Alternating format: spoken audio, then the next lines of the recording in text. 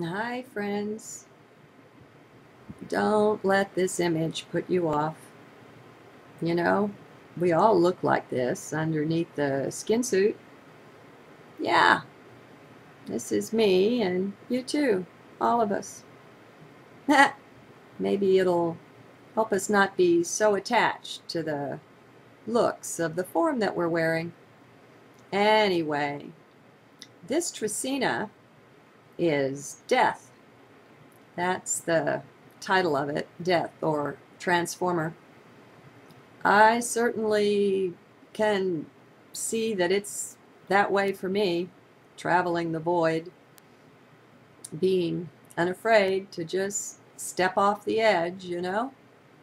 Okay, so it's not today's journal, but the one I'll read today is from yesterday, 8/4/2010. Second of that day, the Mayan day, was 5 dog.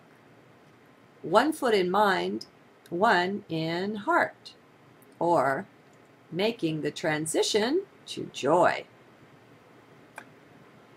Wow, that last journal was quite a trip. I really enjoyed that. It is so good, so wonderful to be carried along in the flow of heart. There is such a calm, quiet joy in that. I wish it for everyone. Even in hard times, that flow is there. Just anchor into that and be carried along. You'll be amazed.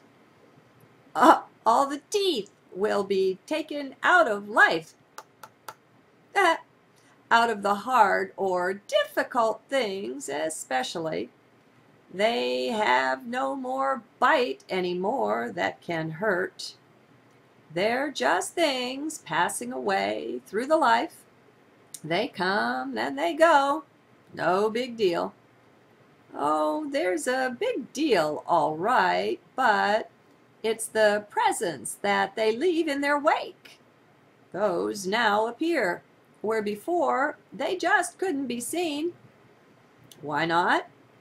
Your beliefs or mine kept them from view. That's why not. Do you see? Maybe you had to go through that. That's what it took to enable you to see. If you're so firmly convinced that something is this way or that, mind takes its orders from you, makes it so.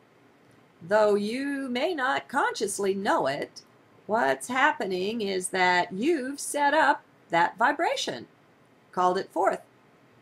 What is happening is that you're attracting to you just what's believed.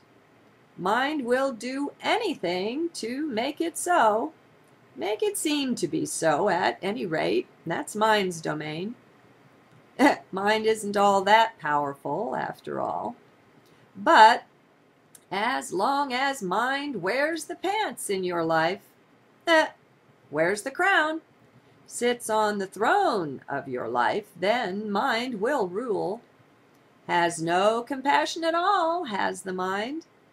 It's a rat fink, really, a usurper of power that's rightfully yours. But here's the trick now. You gave it away. We all did. Used our free will that way. So nothing is really wrong here.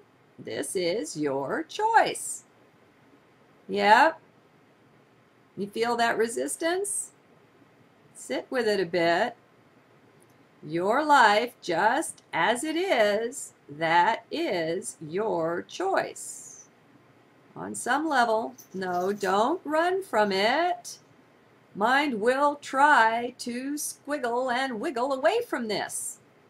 It's held you so firmly in its control up to now that it will do just about anything, including having a fit, to pull you away from this realization. Mind just doesn't want to hear this. It's afraid. Sees its demise up ahead. So it's flat out terrified. And okay, that's fine. So what? Step back 3 steps. Back into heart with me here. Just watch mind in its antics. Can you see them? Do you begin sometimes to spot the mind's contortions, its efforts to sway you, to control where you're headed? If you're observing it all, then you're beginning to see this, at least sometimes, and that's enough. I want to put in a little reminder here that's a powerful one. Seeing is changing. Just that. No doing is called for. No heroics are required. Just simple seeing. That's all that is called for now. Oh, maybe you thought this observing stuff a little boring, huh? Didn't realize its power. Well, power it has to bring change. Monumental change. It just flows out of vision, your own. That's why no one else's seeing can ever be yours, can really help you on these deep levels. You've got your very own seeing to do. It's your seeing that counts, not someone else's. Oh, we sing and dance for you, sure. We share what has happened for us, and you come to listen a while, and that's all good.